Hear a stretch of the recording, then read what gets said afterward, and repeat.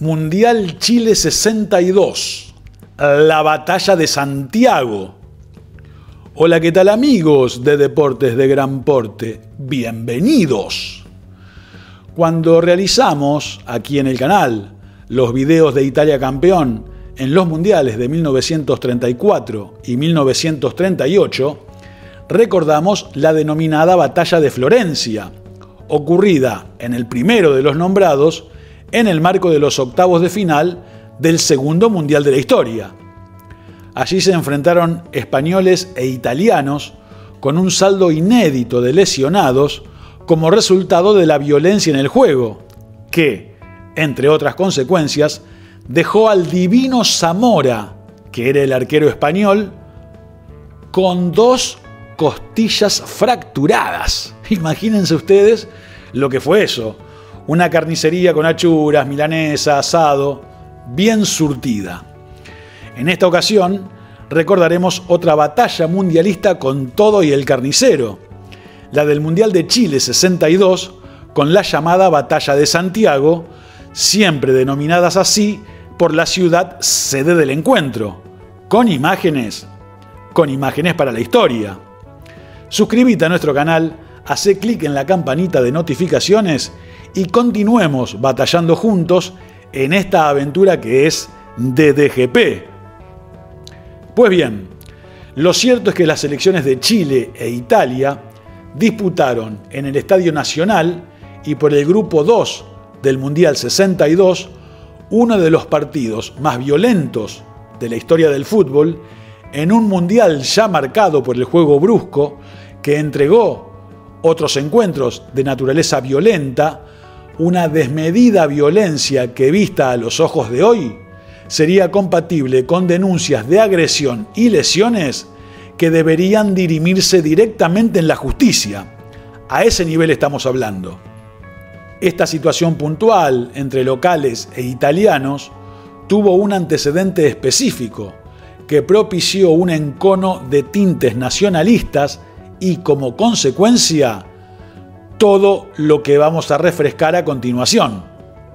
Entonces, la rivalidad entre estos dos conjuntos nació un tiempo antes del comienzo del torneo, y ese antecedente fue lo publicado por el periódico italiano Il Resto del Carlino de Bolonia por 2 enviados especiales al Mundial que debieron abandonar Chile por temor a las represalias. ¿Qué fue lo que se publicó, que caló tan hondo en el sentir de los locales? Se trató de una editorial muy crítica hacia Chile, claro está, el país anfitrión. Este es uno de los párrafos de la nota en cuestión. Y dice lo siguiente: esta capital, por Santiago de Chile, es el símbolo triste de uno de los países subdesarrollados del mundo y afligido además por todos los males posibles: desnutrición, prostitución, analfabetismo, alcoholismo, miseria. Bajo estos aspectos, Chile es un país terrible y Santiago su más doliente expresión, tan doliente que pierde en ello sus características de ciudad anónima. Básicamente, como si dejara de ser desconocida justamente por esas cualidades, obviamente estamos diciendo cualidades entre comillas. El artículo es más largo y trata a los chilenos como retrógrados y emparenta su realidad a las de Asia y África en aquellos tiempos.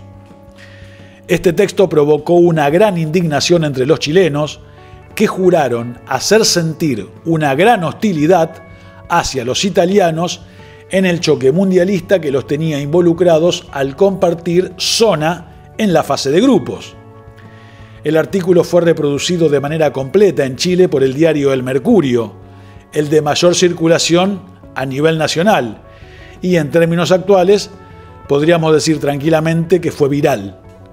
Todo un país se enteró. Este fue el germen de lo que se iba a venir.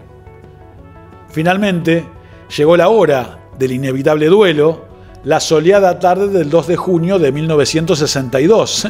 Andá a comprobar si la tarde era soleada si no hubiera imágenes de la misma, ¿no? Y para intentar calmar un poco los ánimos, los jugadores europeos, al ingresar, lanzaron ramos de claveles blancos a las tribunas en señal de tregua y para intentar generar una simpatía que no fue tal. Como era de esperar, el gesto no tuvo el efecto deseado. La hinchada local respondió con una intensa silbatina y devolvió las flores al terreno de juego.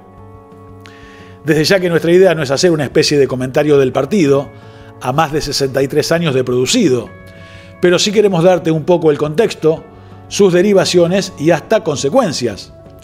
Para muestra, quizás baste decir que debido a la violencia evidenciada en la cancha entre chilenos e italianos, las fuerzas del orden nacionales, los carabineros, ingresaron al campo de juego en 4 oportunidades para intervenir.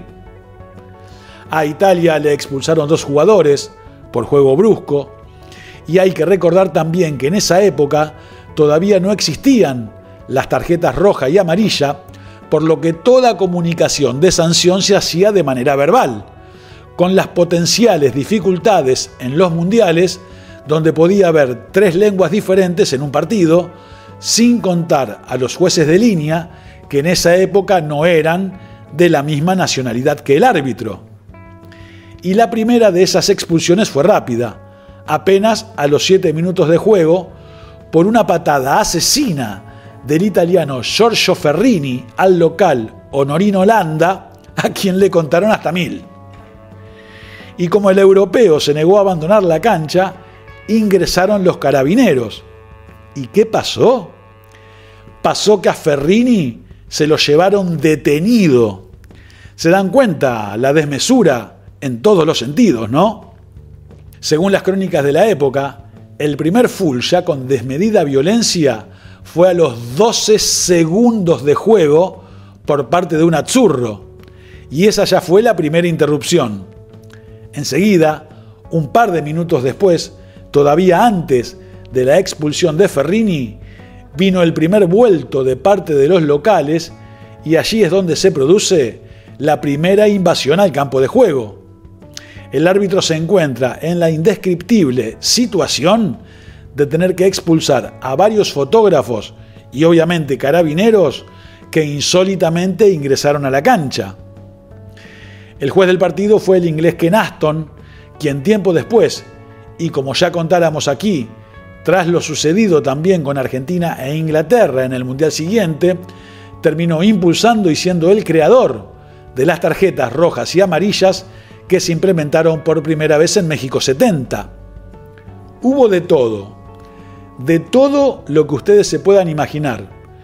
Fue un partido que arbitrado hoy, de ninguna manera terminaba 11 contra 9. Patadas arteras, patadas sin que esté en disputa la pelota, también se vieron patadas voladoras a la cabeza del adversario, golpes de puño, escaramuzas entre varios players, escenas de boxeo directamente. Todo o casi todo sin sanción por parte de Aston. La verdad es que debieron irse expulsados varios jugadores chilenos y también más italianos. En la actualidad el partido se hubiera suspendido, si no por la violencia incontrolable, simplemente por las expulsiones y que alguno de los dos, o los dos al mismo tiempo, se quedasen con menos de 7 jugadores, que es el mínimo reglamentario. La segunda expulsión italiana se da faltando 1 minuto para terminar el primer tiempo y, claro está, se produce un nuevo escándalo en el campo de juego. Para no abundar en detalles, el segundo tiempo tiene similares características, pero la diferencia de 2 jugadores favoreció a Chile para marcar 2 goles, salir victorioso y clasificar a cuartos de final, eliminando a los italianos. Chile 62 fue el último mundial sin televisación en directo. El comentarista inglés David Coleman presentó la retransmisión en su país con una frase inolvidable y dijo: "El juego que están por presenciar es la exhibición de fútbol más estúpida, espantosa, desagradable y vergonzosa posiblemente en la historia de este deporte. La verdad, nos exime de mayores comentarios, no hay demasiado más para agregar a nuestra manera de ver. La batalla de Santiago, señoras y señores, en el Mundial de Chile 1962. Te leemos en los comentarios. Gracias como siempre por estar del otro lado. Esto fue Deportes de Gran Porte.